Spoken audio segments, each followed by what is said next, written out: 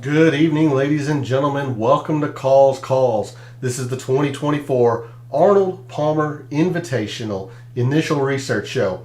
Hopefully, your Cognizant Classic is going much better than mine. It has not been the best week in terms of performance for me. Had a couple of players that have come through for me, but a lot that really disappointed. So would love to hear how your Cognizant Classic is going with the outright wagers and in DFS. Do you have Austin Eckroat? Did you have a wager on Shane Lowry? Perhaps you wanted to back Jack Knapp again. So would love to hear from you all on, with that. But we are turning our attention this week to another player-hosted signature event, which is important to note because like the Genesis a couple of weeks ago, this is a signature event with a cut. This is going to be a cut to the top 50 and ties and anybody within 10 shots of the lead. So much akin to a cut similar to the Masters. Just like the Genesis was. We have 69 players in the field this week, maybe a 70th depending on who wins the Cognizant tomorrow after the delay today. But we are here for everything Arnold Palmer Invitational and Bay Hill, so let's get into it. All statistics provided tonight and every night are from FantasyNational.com. It is the best golf analytics tool out there for your money. It's going to make you a much smarter golf gambler and a much better golf DFS player. Go check out FantasyNational.com. It is well worth your money. In the description to the video, there are links to all of the social media. First off, my X and Instagram, where I post research every week on the PGA Tour regarding former champions of the week's tournament, some course notes and the like. That'll come out tomorrow for the Arnold Palmer, and then Tuesday for the Puerto Rico, but we'll get into that towards the end of the show. So if you want to see the weekly research that I do on the PGA Tour, then give me a follow at your preferred social media site. X is also where I place my weekly betting cards and top player usage in the DFS contests that I play.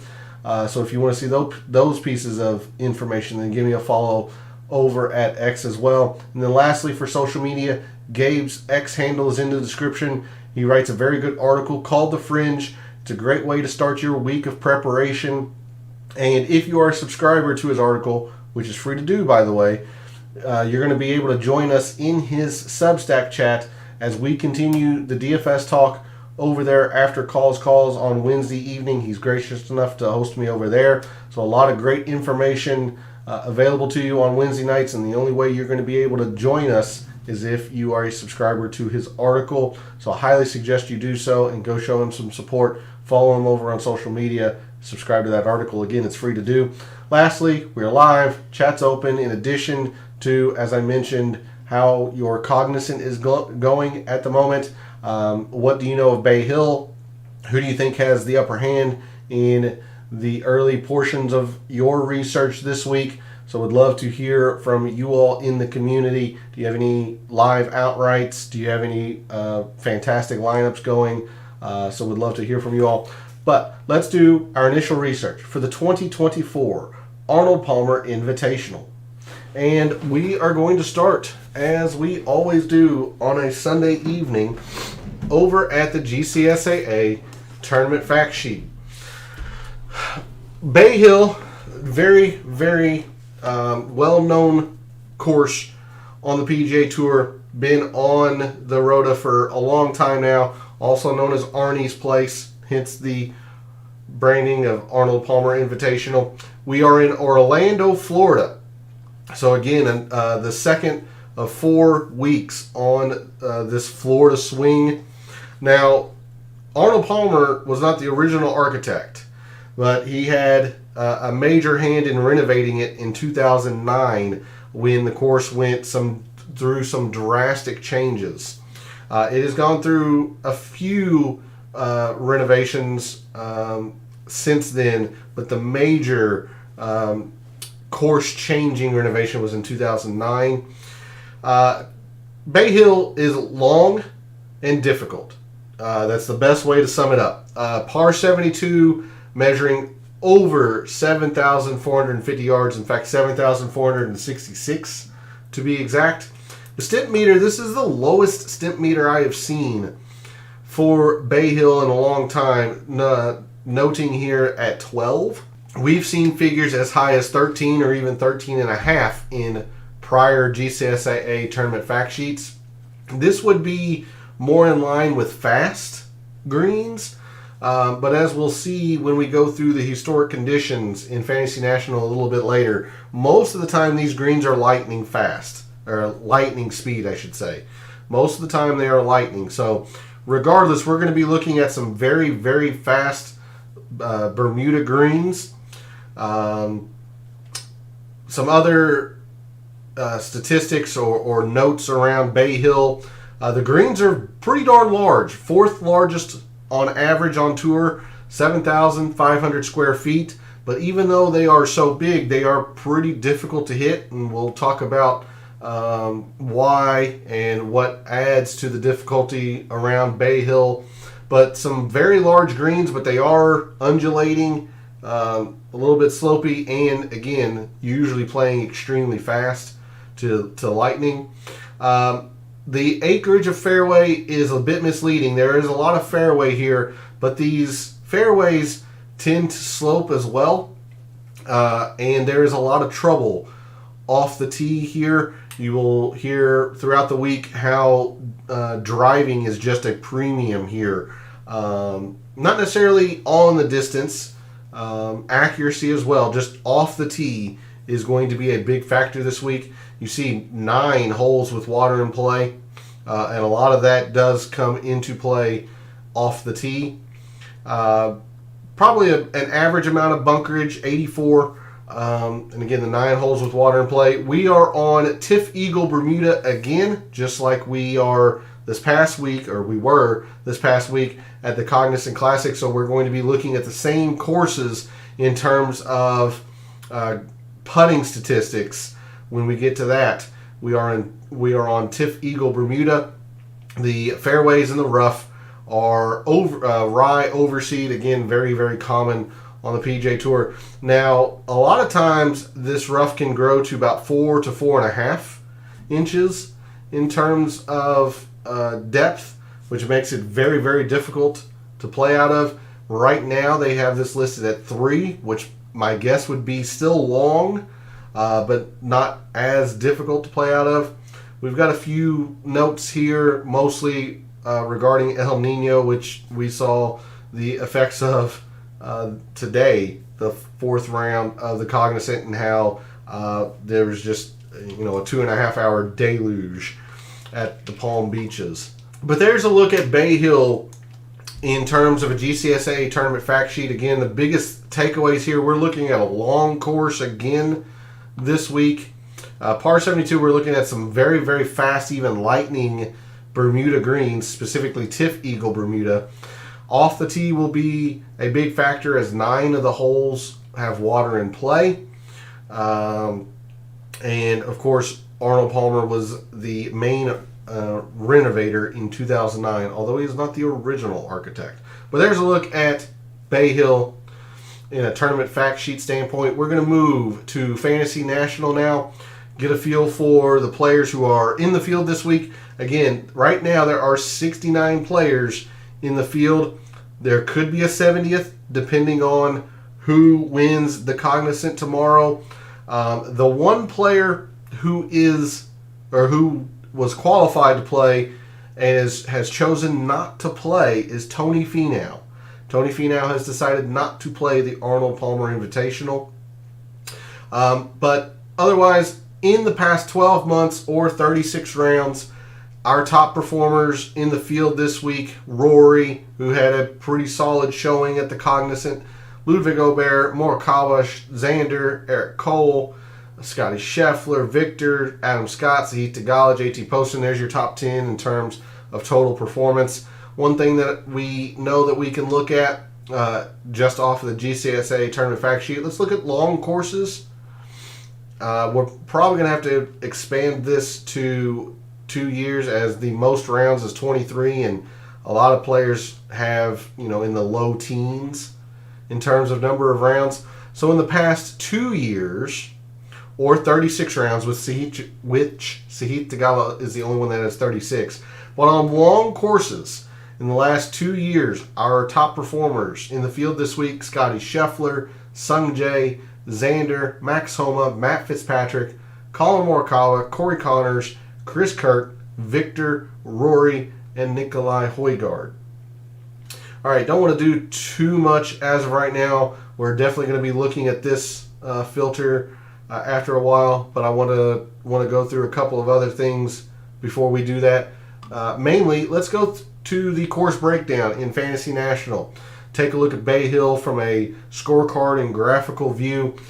Zoom in a little bit here. I know the whole number is getting cut off here towards the side, but wanted to perhaps make it a slight bit easier to read. So there are a few scoring opportunities around Bay Hill, mostly on the par 5s, which being a par 72, we have 4 par 3s and 4 par 5s.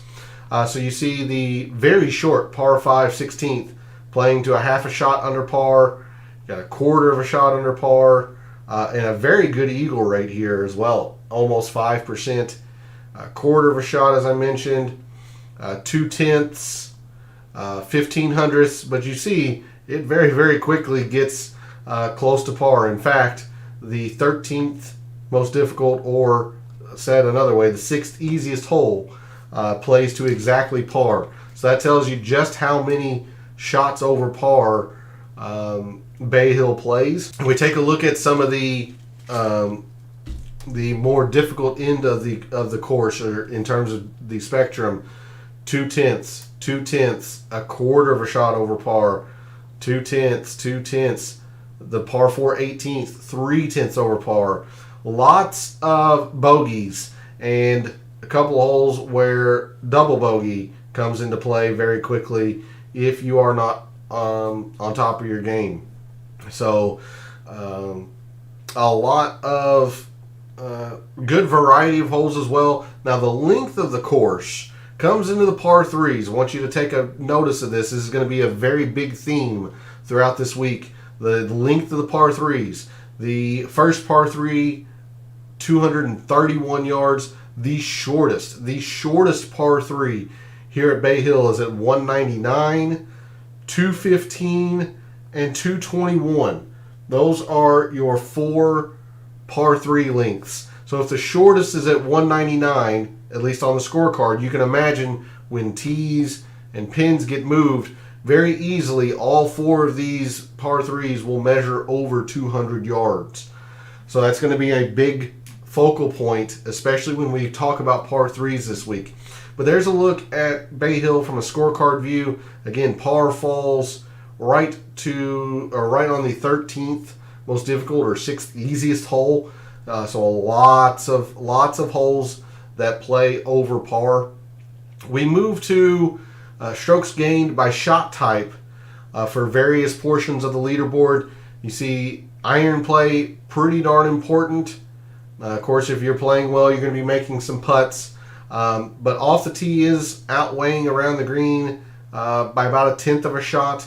Again, off the tee is going to be a pretty darn important factor this week. And as we move up the leaderboard, it's going to just increase in value. It was about 1/10 of a shot, or off the tee was about 1/10 of a shot more than around the green for the top 10s. For the top 5s, it moves to about 1500ths. So gaining another 500ths on around the green. And of course, the approach is still the most important shot type here. And then for the winners, a lot of the same in terms of off the tee and around the green. Winners are making a lot more putts, but you're still looking at a ball striking course. You're still looking at approach being a major factor for the winners and throughout your top 10. So we're looking at a ball striking preferred course. However, again, with these greens being difficult to hit, and we'll see that here in a moment, around the green is not to be ignored. It's going to have a factor this week. We'll have to, as we go throughout the week, we'll have to try and determine how much of a factor we want to make it in our final mixed condition model, but it will be a factor. Looking at average strokes gained by hole by par, despite the length of the par threes, you see, at least for players who finish in the top 10, not gaining a whole lot of traction here. They're just very difficult for everybody. So if you're gaining, or if you're making pars on these par threes, you're generally gaining quite a bit. But you see they are lagging for those in the top 10. It's more so in the par fives where you're gaining your strokes on the field. Moving to the top fives, par threes try to catch up a little bit, but it's still mainly in these par fives. And then for your winners, that's where you really see the emphasis on these par threes. If you're able to play them well, you're really, really going to gain a lot on the rest of the field. But again, the best scoring opportunities are these par fives, and there are 4 of them, so we're going to have pretty big amount of weight, relatively speaking, in the par fives. As we move to hole composition, again, the 1 par 3 measuring 175 to 200 is right at 199, so you can easily envision that moving into this next bucket of range of par 3s. So really, I'm going to be looking at a lot of this 200 to 225 par 3 range. We do have a short, not drivable, but short par 4, or 2 of them, excuse me. 2 shorter par 4s, 350 to 4, 3 from 400 to 450, but you see the majority of the par 5s, half of your par 5s come from 450 to 500. So again, tomorrow in the data dive, we'll have to figure out if this is the range we want to focus on in terms of par 4s. And then your par 5s, you do have the very short par 5 16th measuring to 511. All 3 other par 5s are above 550 yards on the scorecard. So again, we'll have to see if this is the range of par 5s we want to focus. Looking at approach shot distribution, again, no surprise here with the length of the course and Bay Hill with its emphasis on off the tee game, and some of that being accuracy. There are times where it is the more prudent play to take a 3-wood or to take a driving iron to find the fairway, as opposed to putting yourself in the rough with driver. So you have a pretty large amount, really, of approach shots coming from 200 plus. Almost 30% of the approach shots here at Bay Hill come from 200 plus. And while proximity is generally my weakest statistic in terms of a data analyst and statistician, there is no lying or deceiving metrics here. 200 plus, we'll see, is pretty darn important around Bay Hill.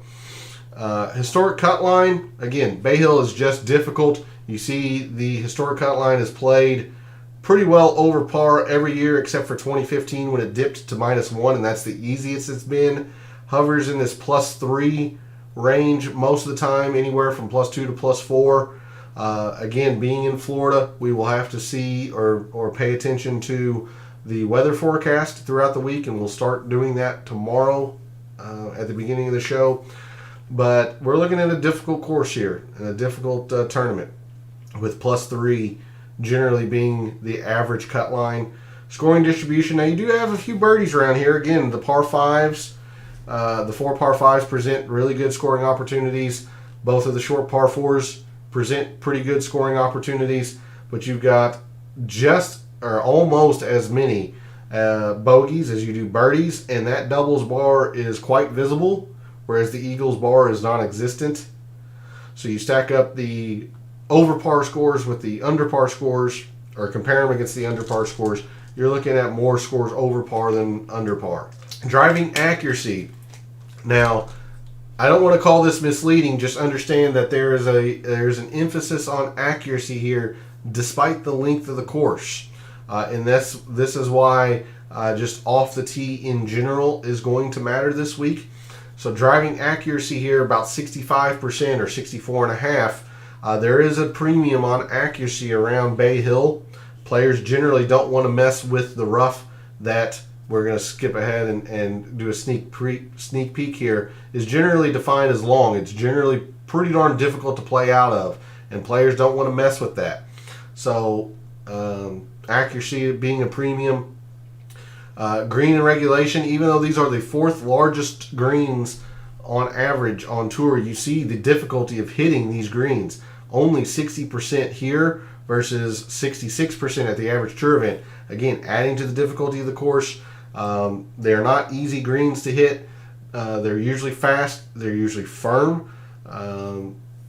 Greens and regulation going to be a pretty big factor. Now, scrambling is going. It says here that it is even or average on the PGA Tour, but we're going to be wanting to look at some scrambling or some around the green, because again, these greens are not easy to hit. So if they're not hitting these greens, they're going to be scrambling. Or in the case of like the Cognizant, there's trouble just off the tee, in which you are scrambling from the start of playing that hole. So we'll have to continue going throughout this week whether we want to see or look at scrambling around the green, maybe both. But scrambling here is about as difficult as average on tour. 3 putts per round. Again, combination of the size of the greens and the lightning fast greens. We're going to have slightly more 3 putts per round than the average tour event. Again, the premium on accuracy around here, you see the distance, despite being a long course, much less than the average tour event. Players know that they just need to find the fairway because this rough is very penalizing. It is very difficult to play out of. And then proximity to the hole, about 1.5 feet further away than the average tour event. Again, difficult greens. If you are hitting them, they are large, generally going to be further away. So there's a look at Bay Hill from a scorecard and graphical view. Before we go back to the player page view, I showed this quickly, but let's go ahead and jump to the historic conditions. You see majority of the time the rounds are going to play difficult. Now, it was 2 rounds of average and 2 rounds of difficult last year, but all of 2022 was difficult, as you see there. 2021, mostly difficult. 2020, all was difficult. It really toughened up in 2020. Arnold Palmer did not like the fact that it generally was easy. So he really toughened the course up really around in here, 2020 and on forward. Of course, we've always been on Bermuda greens, these Tiff Eagle Bermuda greens. You see, generally they're firm, maybe medium, depending on the amount of rain. So could very well play to medium firmness if you want to take that into consideration. But the rough length, I mean, for the past 4 years, every single round you see long. It's been long all the way back into the 2010s. There's just long rough here. Arnie really wanted to penalize you if you weren't finding fairways. And then the green speeds, they were really slow last year. A couple of rounds of average, and then you see a couple of rounds of fast. But for years and years and years before that, they were lightning. So these are notoriously some of the fastest greens on tour. They were slowed down quite a bit last year. And with the GCSA tournament fact sheet listing 12 as the stimp, I can envision them wanting to play to fast this year again instead of lightning. But it is something that we need to keep in mind, that they generally are lightning. And you see they got really slowed down a lot, probably because of the amount of wind that we had last year, would be my guess. But anyway, there's a look at the historic conditions here at Bay Hill. So as promised, we'll take a look at this difficult scoring to par filter and the top players. In the past couple of years, win rounds have been difficult. So those players are Scotty, Rory, Victor Hovland, Tommy Fleetwood, Xander, Will Zalatoris, Patrick Cantlay, Wyndham Clark, Jordan Spieth, and Matt Fitzpatrick. Those are your top players in the field this week. When rounds have been difficult the past couple of years. Now, let's take a look at some strokes gained data here. I'm going to bring this back into the last 12 months. Our top off the tee players, again, just kind of double checking, make sure I don't have any filters selected here. Our top off the tee players in the field this week: Rory, Scotty Scheffler, Victor Hovland, Ludwig Aubert, Corey Connors, Ben On, Cameron Young, Max Homa, Luke List, and Siwoo Kim. Approach, also going to be a pretty darn big factor this week: Scotty, Lucas Glover, Xander, Colin Morikawa, Eric Cole, Tom Hoagie, Chris Kirk, Justin Lauer, Corey Connors, and Adam Svensson. And we'll take a quick look at around the green, although I would be, at least early on in your research this week, whether that's for early looks at lineups or perhaps wagers, I would be focused on the off the tee and the approach. But the around the green is certainly going to have a small portion, at least in my mind, in the mixed condition model. So, top around the green players: Mac Hughes, Hideki, Scotty Scheffler, Russell Henley, Jaeger, JT or Justin Thomas, Brendan Todd, Wyndham Clark, Sahith Theegala, and CT Pan. Now, you'll have to bear with me as I go back to 2 years. Actually, you know what? Let me get to all rounds here. Need to find the courses that have Tiff Eagle Bermuda. So again, just like last week, we're going to look at the same courses. Bay Hill, where we are this week for the Arnold Palmer Invitational. We're looking at PGA National, where we were last week for the Cognizant Classic. We have the Plantation Course at Kapalua, also Tiff Eagle Bermuda. Port Royal, host of the Butterfield Bermuda. And then Sea Island, the host of the RSM in the fall. In the past 2 years, and you see there's not a whole lot of rounds. So a few players have into the 20s. Mostly it's into the teens on this with these courses. Your top putters on Tiff Eagle Bermuda as of Sunday night until the Cognizant finishes. Your top putters on this surface: Eric Cole, Harris English, Sam Burns, Chris Kirk, Mac Hughes, Matt Fitzpatrick, Taylor Moore, Sepp Straka, Ludwig Aubert, and Jordan Spieth. All right, the only other thing we can look at, now you could argue to look at par fives, since they were consistently the most important hole by par in terms of strokes gained, but we saw just how much the par threes rose for the winners. I'm telling you, this is going to be a major factor this week, at least in my mind. So we're going to look at par 3 performance from 200 to 225 yards. Your top performers on par 3s of that length: Colin Morikawa, Justin Lauer, Rory, Sahith Theegala, Ludwig Aubert, Luke List, Tom Kim, Adam Hadwin, Eric Cole, and Sam Burns.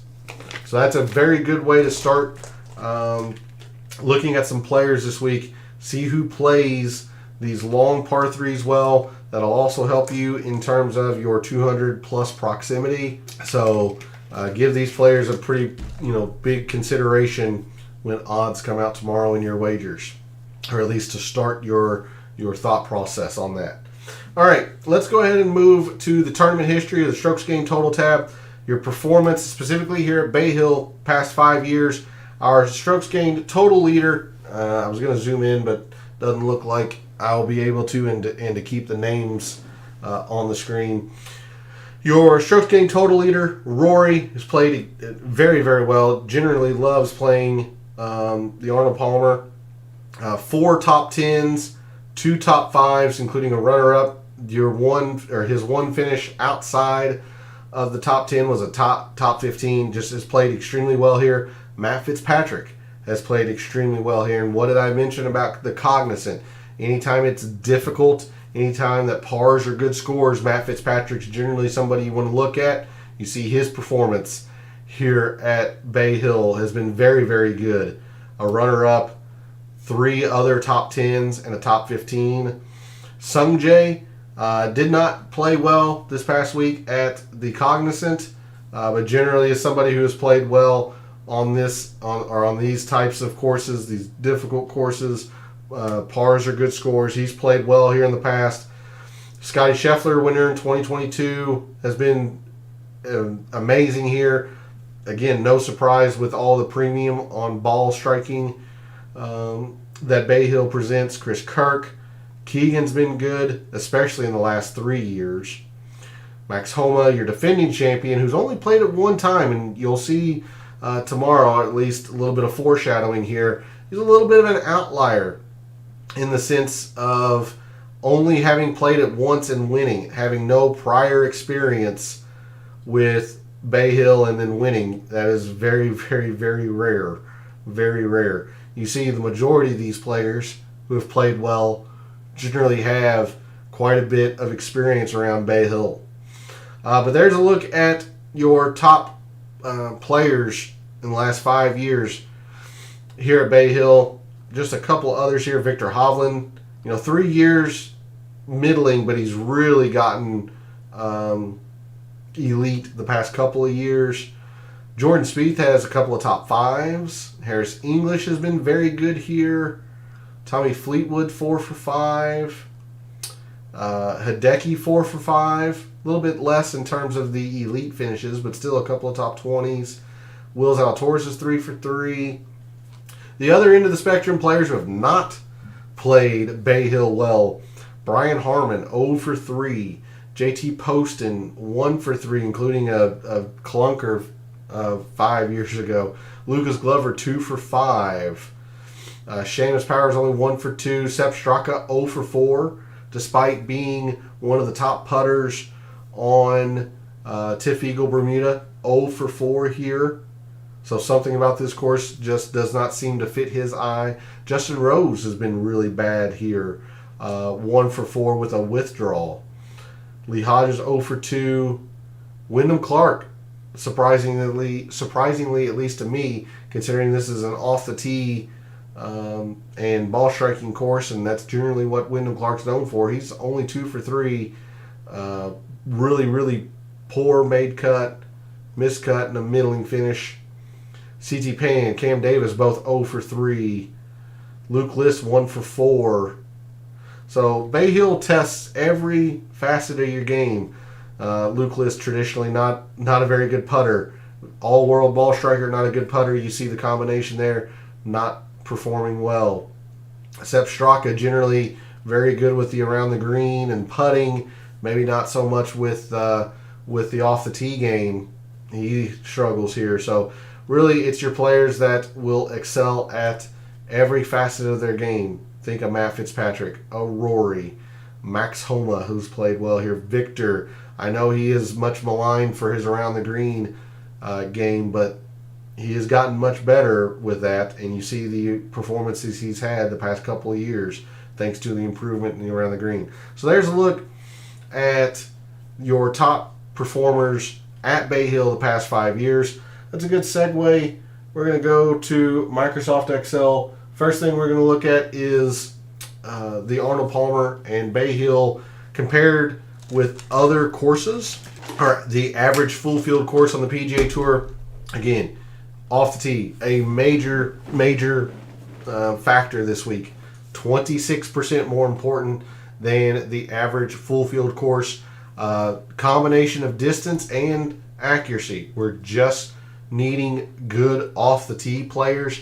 The irons, not to be misleading, they are going to be important for your elite finishers. They are still above the average full field course on the PGA Tour. The around the green is going to have a decent factor. Absolutely. I keep mentioning that.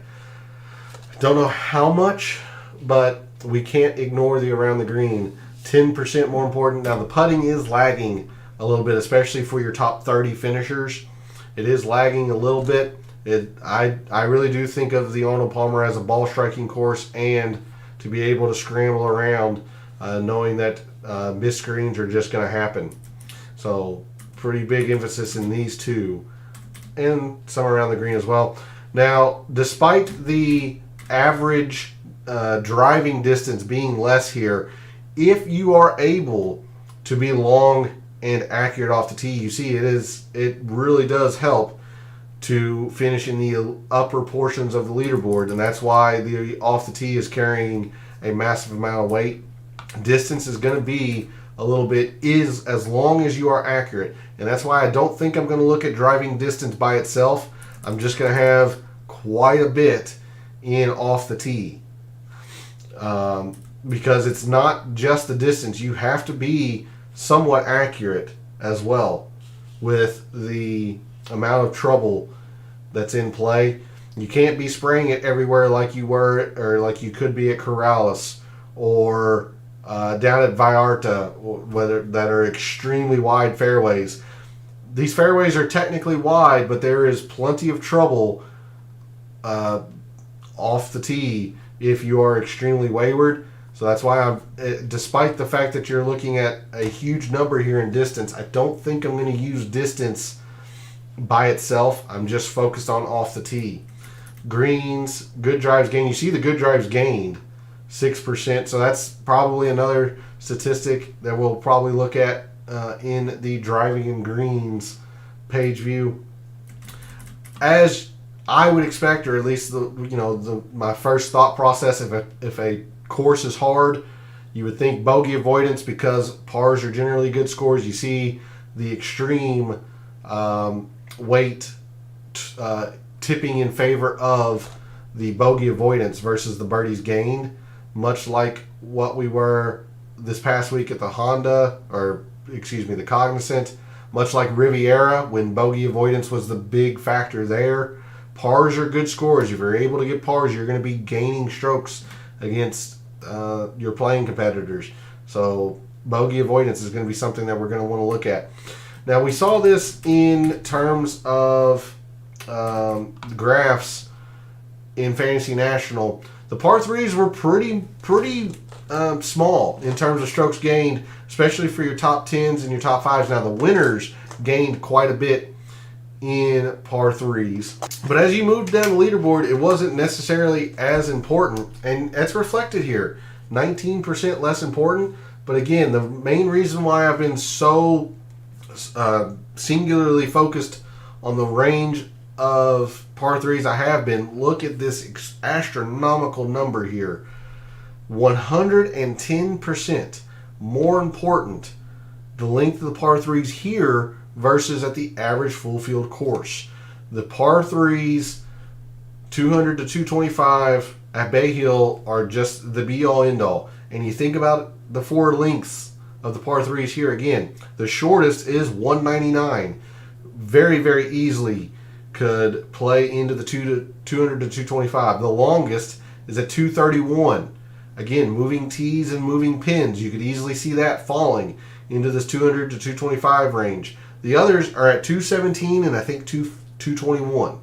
So easily in this range. We're going to spend a lot of our focus this week on this range of par threes. Moving to the par fours, a little bit mitigated, which again, as a par 72 course, you would kind of expect that since you only have 10 of them. You do have 2 par fours that fall into this range, 3 here, and 5 here. But you notice that the par fours 450 to 500 are actually the least, at least compared to the average full field course of the 3 ranges. So at least for right now, looks like we would want to look at one of these 2 ranges, or maybe a small amount of total par fours, maybe not the 450 to 5. But we'll really dig into this tomorrow in the Data Dive show. So par fours, nothing stands out there. Now par fives, 20% more important. You've just got to score on these par fives. They are your best and sometimes only good scoring opportunities. I would not get hung up on this number here. There are no holes that measure to this length on the scorecard at Bay Hill. This is just when tees and pins get moved. You only have one from 500 to 550. It measures 511. 3 of the 4 par 5s measure 550 to 6 at Bay Hill, and that's why you're seeing a pretty big number here, 32% in that range of par 5s. Lastly, we'll take a look at proximity. Normally, this is one of my weaker areas of being a statistician with golf or a data analyst. Total prox does make some sense here, considering the large greens, 75 to 100, sure. But as I mentioned, sometimes proximity can be a bit misleading. Not the case here at Bay Hill. 75% in your 200 plus, and the fact that 30% of your approach shots come in the 200 plus range at Bay Hill. I have a strong feeling we're going to be looking at 200 plus in our mixed condition model this week. So there's a look at Bay Hill compared to other full field courses, and then tomorrow we'll really dig into the numbers here. But we're going to end the show off with the early look file, or think of it another way, this is that strokes gained total tab, the strokes gained total page view from Fantasy National, brought over to Microsoft Excel. So in the past 5 years, you see you see Kurt Kitayama, one event, finished first. So I have just brought this over, and where players are gaining their strokes here at Bay Hill. I'm going to remove anybody who's only played it once. I want to see the players who have played it often and play it well.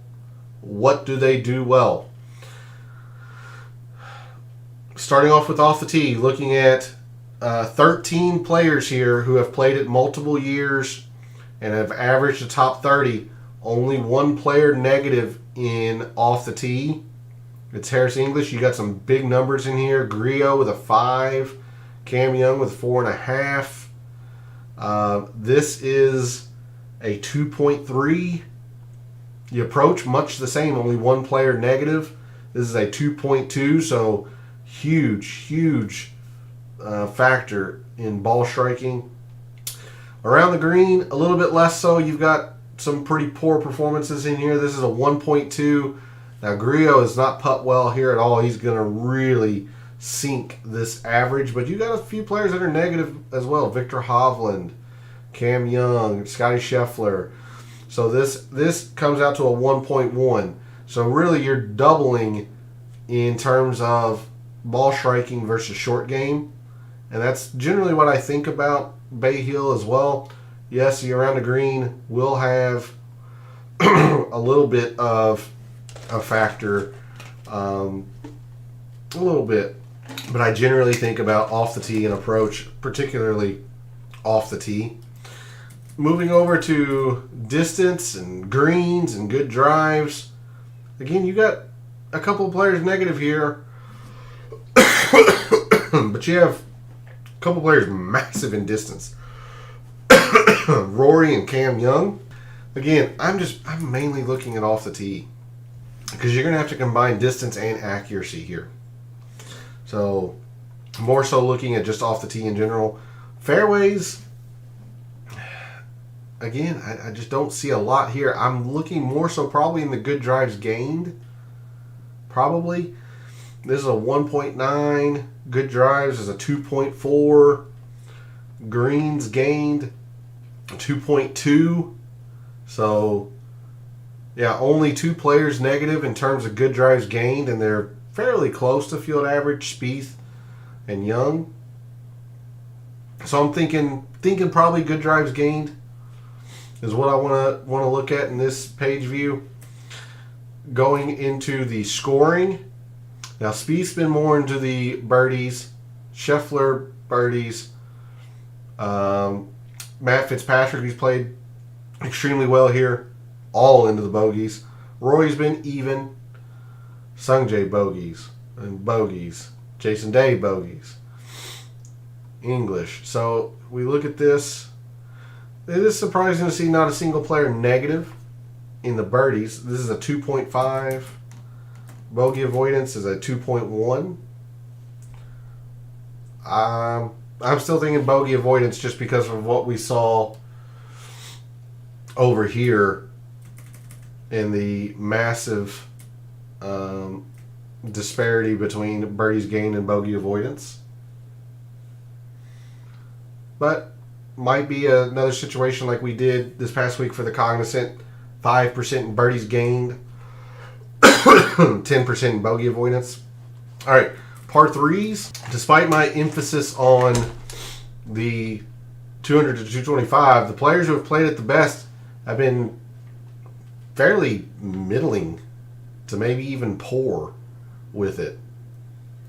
Total par threes, you see only one player is negative. Now, two players. Matt Fitzpatrick hasn't been the best at these par threes. Everybody else has been positive by a decent little amount. English 0.3, Kirk 0.4, but par three's been okay. There's a 0.7. Par fours are a 4. Par fives are where it's at. There's a 2. So, a little surprising to see the par threes 200 to 225 not be overwhelming in terms of correlation. But I would think that it'll get backed up tomorrow when we look at some prior leaderboards. Looking at the par fours, if anything, it's the 400 to 450s. Look at that. Not a single player negative from the 400 to 450 range. Okay. That's something. Something that we should note. Absolutely. Par fives, again, most have been playing them very well. J-Day and Emiliano Grillo slightly less than field average.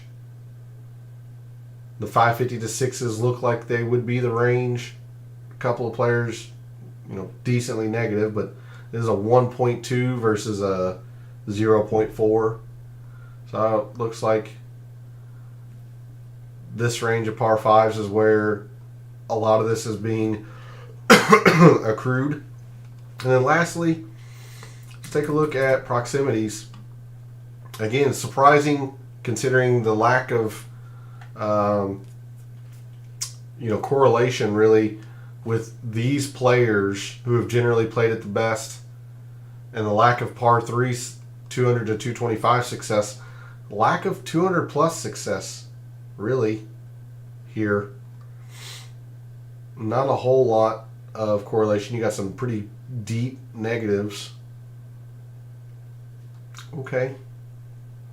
But again, that's why I like to go into the prior leaderboards on Monday nights and really figure out what's going on on a year-by-year basis. But that's a look at Bay Hill and the players in the field so far this week, what they have done well at Bay Hill, maybe what they haven't done well, what has played well in recent memory at Bay Hill. That's going to be it for the show this evening. I want to thank everybody for tuning in, watching, listening, supporting the channel by liking the videos, commenting, subscribing. It's much appreciated. Love what I do. Taking an in-depth look at sports statistics, being a statistician and a data analyst, giving you his view of what he sees when he dives into the numbers, and trying to help us all win a little bit of money in the process. Be on the lookout for that research that'll come out tomorrow around former champions here at Bay Hill, some course info, all of that. Let me know in the comments or reach out to me on social media how your lineups and wagers are going for the Cognizant Classic. And the last reminder that I have for you all, this is a double tournament week. This is a full week of shows. So tonight, tomorrow, and Wednesday will be your usual schedule for the Arnold Palmer Invitational. Tuesday night, we're doing the full show for the Puerto Rico Open. So research, data, and DFS all in one show Tuesday night for the Puerto Rico Open. So make sure you set your reminders to not miss that. So thanks again for all the support, for all of the wagers that you made this past week for the Cognizant Classic, for all the DFS contests you played this past week at the Cognizant Classic. And until I see you tomorrow night for the Data Dive Show, may all your bets be profitable.